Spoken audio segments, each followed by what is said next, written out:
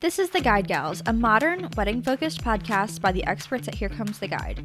I'm Chelsea, a designer and inspired creative who's probably racked up over 11,000 hours on Pinterest, and the friend who's going to shoot it to you straight. And I'm Caroline, a social media manager who's obsessed with dogs as ring bearers and will inevitably cry over your wedding video. We've seen it from all sides. We've been brides, planners, bridesmaids, and have worked with standout brands throughout the industry. Think of us as an extension of your wedding party and hang out with us as we share the ins, outs, ups, and downs of the road to I do. Hey everybody, welcome back to the podcast. Today we're going to be talking about some different ways that you can simplify your wedding without sacrificing the vision that you have for your big day. Because if the thought of over-the-top details and lots of planning, lots of decor, big this, that, or the other thing, if that type of talk makes you want to sprint to City Hall, then this episode is for you. Yeah, I mean, we've seen a lot of maximalist stuff in weddings. So, like, everyone has seen, like, the floral installations that are, like, overflowing, over the top, and, like, really decadent, like, dessert tables. It's just not for everybody. So, as someone who looks at weddings a lot, like, it's part of our job, like, we just are immersed in the wedding industry, I love to see both sides of the coin.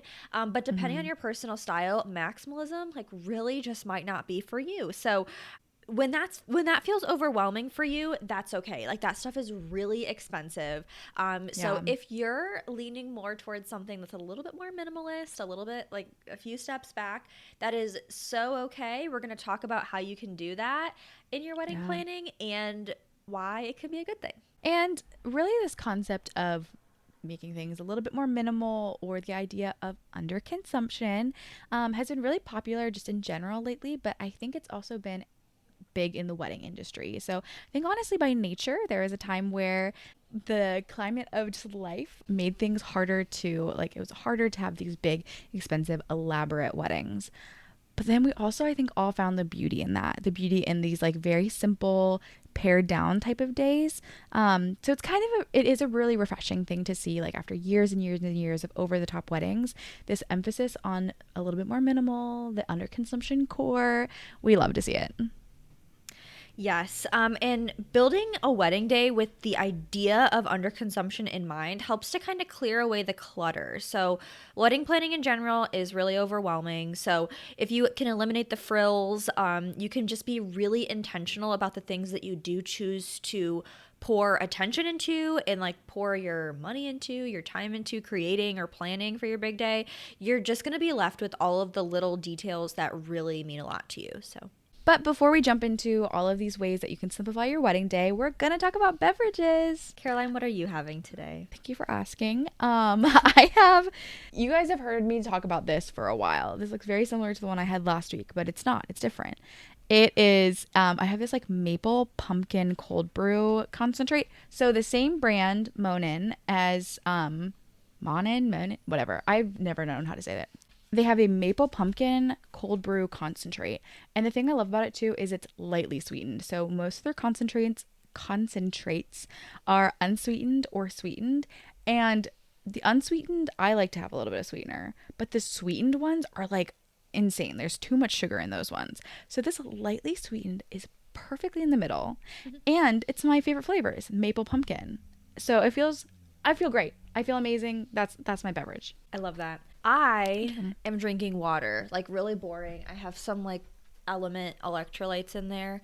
I'm drinking water. Yay! In this cup. Yeah. I love it. Really exciting stuff. Alrighty, so the very first thing we're going to talk about in terms of simplifying your wedding day is going to be the guest list and the party. So for the sake of streamlining things, if you keep your guest list strictly like an A list, you're going to have fewer guests, and that is going to require less of pretty much everything else. So less food and drinks, less tables and chairs, like rentals like that, centerpieces, even wedding favors. If you do choose to do wedding favors, that's another thing you can simplify, by the way. So yeah, so that's going to cut on costs. It's going to cut on everything. That's really great. And plus, you get to have that quality FaceTime and a cozier group of friends that are invited. So we're both really big fans of intimate events. It just feels so nice. Of course, like, there's something to be said about like those big over the top parties, but that's not what we're talking about today. Those are cool and great, but just the feeling, the specialness that comes with having that smaller group of people that you can really spend the time interacting and connecting with each of them is just really great. So if you do keep your wedding party to a minimum, there are lots of positives there, and it's a really great way to simplify your day. Even if that's the only one that you do, it's going to make a massive difference. Oh yeah, absolutely. Yeah, and another way you can kind of reduce either guest list feel or even your wedding party, like if you are going to have a smaller guest list, I feel like sometimes having a smaller wedding party lines up with that too. Like keeping it very minimal and maybe just having your sister, your closest friend, whoever that may be. It can also keep things just like simple for you to have, which is like one bridesmaid's dress or one groomsman or whatever else that may be. It pares down some more details in that realm as well. For sure. I know that big wedding parties can come with complications and expenses and all of that. So, yeah, another great place to simplify stuff. Another way to kind of minimalize some of your wedding details is within the invitations and the stationery. A lot of times there are really beautiful invitation suites that have multiple little pieces of paper that all together look stunning, beautiful, gorgeous. I love the flat lays that kind of come out of those nicer stationery pieces, but like sometimes those extra pieces of paper are just filler. They're just there to look pretty and it's there for aesthetics. So if the aesthetics are a little bit more negotiable to you or you just really want to keep it simple, this is a great place to save money and simplify it. Honestly, it's even a great place if you wanted to do digital invitations. You could easily do that here or digital save the dates. I like kind of the pairing of digital save the dates and then a like actual physical invitation. I think that is nice and it's great for you to have that physical invitation as a keepsake or for that flat lay like I was talking about. But you can really keep that physical invitation very simple. You can put all of the details on there. If you want to have additional details, add a QR code that will help them find your wedding website easily or whatever else it may be and direct them exactly where to RSVP instead of giving them another piece of paper for them to send back. There's lots of workarounds for this that I think one are budget friendly and two simplifies things a ton. Yeah, I know that. Yeah, invitations and stationery. It can get so expensive. So yeah, that's like a place where if that doesn't like speak to you on like some sort of like level where you're like, oh, I just love the paper goods, definitely a place where you can cut back on stuff. And most people when they get it in the mail or if you do digital, they're like, oh, great. Like it's so quick. So yeah, definitely a good place to cut back if you'd like to. Okay, another place where you can really simplify things is going to be the venue. So I feel like there are like two kind of like ways that I could talk about this. So if you want like a very simple look, you can always go for like a very minimalist, like a blank space venue. So a lot of venues will even like call themselves that, meaning that they have spaces that you can celebrate in that don't have so much going on. This a lot of times can mean that you have the freedom to go crazy with decorations and you can decorate it in any way that you want, meaning like the space can be transformed in like 100 different ways. But you by no means have to go crazy with decorations. Of course, we're talking about the opposite of that in this episode.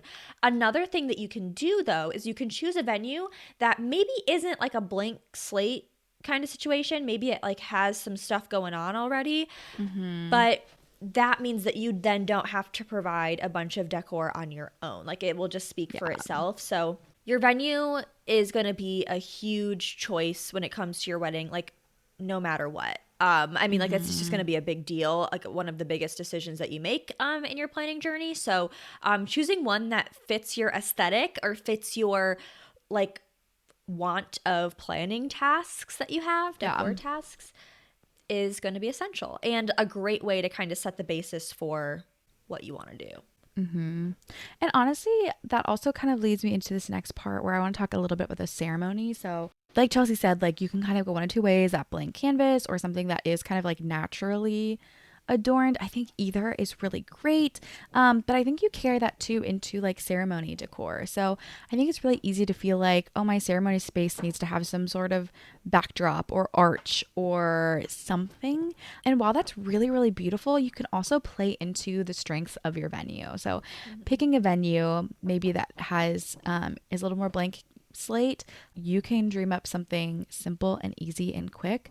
And maybe it's not an arch, maybe it's just two simple floral arrangements next to you and it's easy breezy. Or if you're getting married in a space that has a lot of like gardens, maybe that becomes your backdrop. Like you don't add anything to the ceremony space because you already are kind of framed by this beautiful garden area. I think that's a really great place to keep things really simplified. And you don't have to have like, I think you could have one sign that maybe has the like layout of like, here's the schedule of the rest of the evening, instead of everyone getting individual programs. Keep that pretty simple. You don't have to have like a little arrangement at the end of every seating aisle or things like that. I know they're really beautiful, but it's a detail that sometimes gets looked over, and no one's gonna be like, oh my gosh, she didn't have flowers at the end of her aisles. Like no one's gonna care.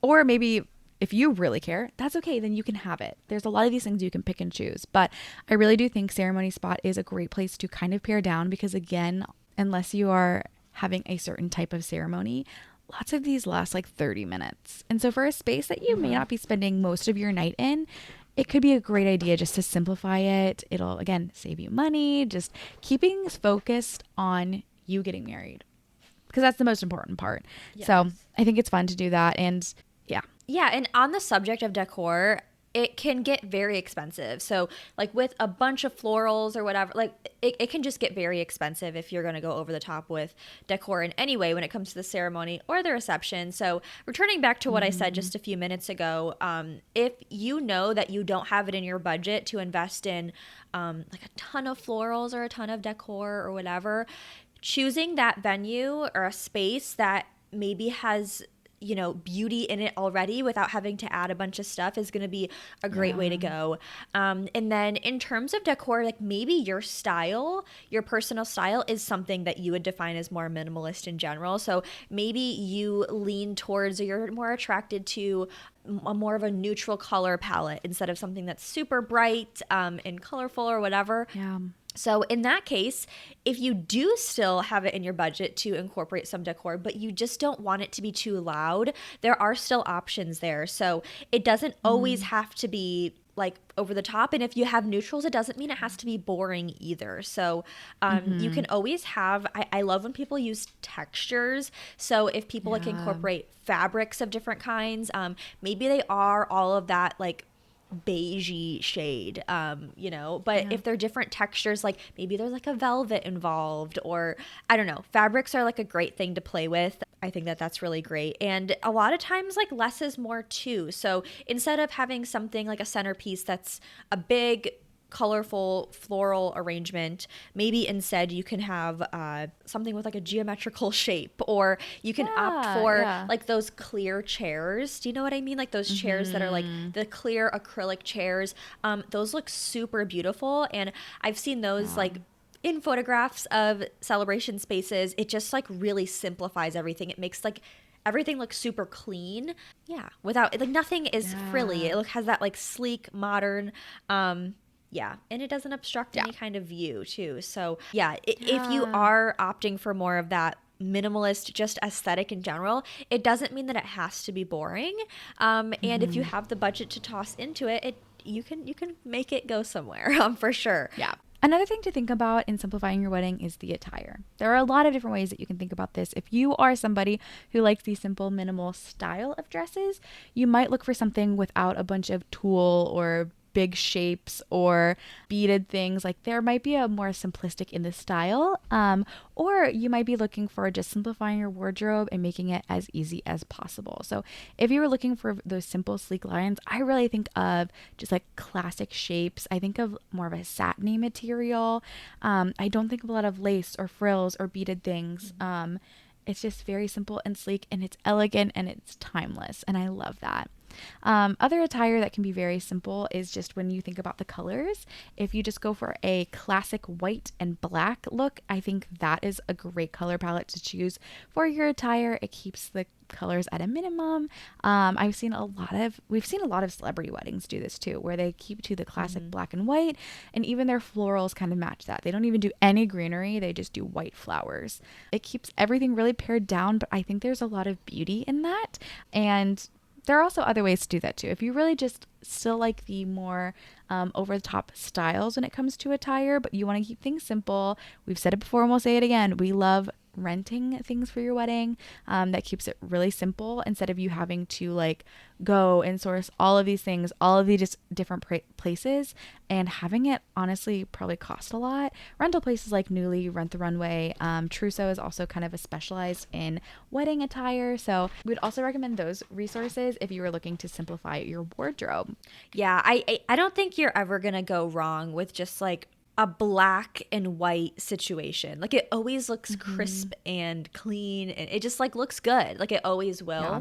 will. So yeah, if you're feeling overwhelmed by color when it comes to attire in any way, I think like simplifying that palette, really can't go wrong. Another area that you can simplify things is going to be food and drink. So the first thing I'm going to talk about is the wedding cake. The wedding cake can totally be simple, okay? Like it doesn't have to be like a big elaborate thing with like lots of designs on it. We've seen cakes of like every kind before, like for weddings, and a lot of them are super simple. And a lot of like I know for a while there was that trend of like the naked cake too. You can do anything, okay? It does not have to be over the top. And if you want to do something even simpler or more casual, you can opt for like pretty much any kind of dessert, and people are probably going to be happy with that, like seriously. If you have something to offer, that's great. Or True. if you want to like keep it super simple and do a small cake just for your cake cutting time to get those photos in, and I know a lot of people will do that, and then they'll serve their guests something different, like slices of cake from that they keep in the back, and it's just like sheet cakes. Saves a lot of money there. But you can simplify food and drink in other ways too. So you don't have to, if you have cake, you don't have to also have like a really elaborate dessert table. It's just not necessary. And you can also opt for more casual food options too, if that just feels better to you. Like if you're, like I know a lot of people will go for like a plated dinner that's like a little bit more elevated, like maybe like a higher end thing. If you don't want to do that, or it's not in your budget to do that, that's okay. We see people doing food trucks all the time, and it's so much fun. It has like this casual feeling. It just like kind of like sets a different tone for a wedding. I don't know if that's exactly like minimalist in terms of like the aesthetic wise of it, but it's a way to cut costs and just simplify things, right? And it also ensures that like people will like the food and like it'll be good, you know, like if it's like your favorite kind of food or something. So yeah, there's lots of ways to simplify that. Really, like if you've listened to our podcast before, like as long as this isn't your very first episode, we pretty much talk about this in every episode. It's your wedding day and you make the rules. So like really anything goes. If there are rules that you see in the wedding industry, you can break them, and they've been broken before, and that's awesome. And they will be broken again. Like, Yeah. Another place too in this aspect is keeping your bar to a minimum. Yes. I know a lot of people really feel like, oh, I have to have like a custom cocktail. I even was talking to Mackenzie, who was a guest on our podcast before, who's a wedding coordinator who is working with a bride right now. And she doesn't drink, but she was like, oh, I feel like I need to have custom cocktails. And we were like, no, you don't. You don't have to. Like, we were like, what's your favorite drink? She was like, I don't drink, so I don't know what I would even choose. And I guess she was just going to let Kenzie choose. But I was like, no, like, you don't have to. You don't have to do it. I get the appeal of it. It is very cute. I get it. But if you are somebody who wants to simplify things and you don't feel the need to have a custom cocktail or a full bar even, like, keep it simple. Keep it to like wine and beer or nothing at all, whatever. Again, do whatever you want to do, which might help simplify things and also be cheaper. And lastly, the last thing I want to talk about is florals. So again, I've said it before in other episodes, I'll say it again, like, I love florals. Florals are so fun. Florals are so incredibly beautiful, and they add a lot to a wedding day, but they easily get expensive. And I'm sure you've seen, like we have gawked over this, huge floral installation at celebrity weddings. I'm specifically thinking of Simone Biles' wedding, and she has this huge, like, 3-piece arch that is just covered in flowers. I cannot fathom how expensive all of the florals at that wedding were. They were beautiful. They were gorgeous, but I also have to think they probably went to waste at the end of the night because, like, there's not too many other things you can do with it at that point, and it's expensive and it can sometimes feel over the top. There are a lot of ways to still attain the feeling of like fresh florals and the like beauty that they bring, but keeping it simple. So kind of like what we said earlier, that like if you have a bridal party and you want to have corsages and bouquets, pick one flower. You can do, I've seen it done so well where it's just each person has a bouquet of white roses and it's just white roses and it just looks so sleek and elegant and simple. And I've seen other weddings too where each bridesmaid has a different flower, but like all of that bouquet is one flower and the next bouquet is all a different flower, but they're all the same. Like there are lots of ways to go about this, which make it a little bit more attainable, a little bit simpler, and of course less expensive. So there are lots of ways to go about florals. You can also take the fake flower route. You can take the dried flower route. There are a lot of ways to do this to kind of pare it down, simplify it a little bit more. Even if you were just picking pampas grass, even if you're thinking of just having greenery, even can make the cost so much less if you're not involving lots of different colors of flowers. The colors, the varieties make it more expensive and can make it more complicated. So if you want to keep it simple, there are lots of ways to do that and you can still achieve that beautiful floral look if that's something you want. Yeah, once again, you make the rules. No one else does. So if there's anything that you want to cut from your wedding to make it more minimal, you can totally do that. Or if there's just any designs that you just like don't gravitate towards because maybe you feel like they're too over the top or whatever, any way that you see that you can simplify, even if it's not on this list that we have right here, you can totally do that. Because at the end of the day, it's your wedding. So yeah, we love minimalist weddings. We love maximalist weddings too, but like really it just depends on what your personal style is and what you want for your day. Yeah. And sometimes you might be a person who feels like less is more, and the less is more kind of approach could be right for you. So it feels like, okay, less about the frills of a wedding day and more about the fact that you're getting married, which is the most important part anyways. But also, yeah, I'm probably more of a maximalist person. So I think there is so much beauty and fun to be found in both. And if you're looking for more inspiration, more ideas on this or anything else, Here Comes the Guide is a great place to look for those things, especially in our real wedding section. I feel like there's a lot of inspiration. I think there are a lot of more weddings that you'll find that are minimal, some that are maximal, and you can kind of look through all of those real weddings and get a gauge of where do I fall in that? Like which of these feels right to me? Yes, lots of inspiration can be found there for sure. And of course, Here Comes the Guide is the best place to find wedding venues too. So if you're looking for those blank slate venues or anything like that, or a venue where it's maybe not blank slate, but you won't have to add a lot of your own decor to it, a great place to check out, herecomes-the-guide.com. But yeah, that's all that we have to say about this today.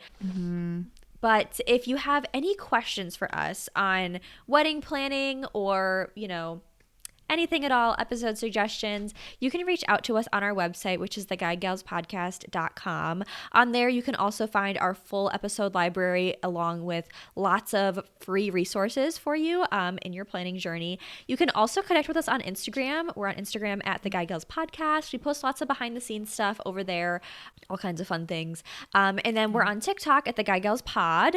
And we're also on YouTube on the Here Comes the Guide YouTube channel. All of our episodes have videos for them too. So if you're just listening, you should check out our YouTube channel, Here Comes the Guide YouTube channel. We'd love to see you over there. But yeah, that's all that we have for you today. Yes.